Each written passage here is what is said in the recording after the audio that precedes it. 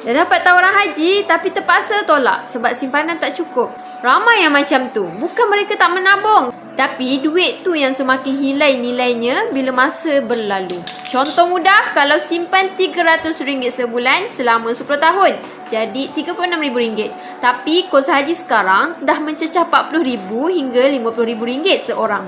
Maknanya tabungan itu dah tak cukup nak menampung kos sebenar. Sekarang tengok pula kalau kita alihkan RM300 sebulan ke dalam bentuk emas dengan harga RM642 segram, dapat lebih kurang 0.46 gram emas sebulan. Dalam tempoh 10 tahun terkumpul 55 gram emas.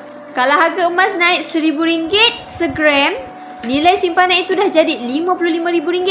Itu bezanya antara simpan duit dan simpan emas. Yang satu makin susut nilai, yang satu makin kuat menampung impian ke tanah suci. Nak mula simpanan emas? Boleh klik link di bio untuk saya bantu sebaiknya.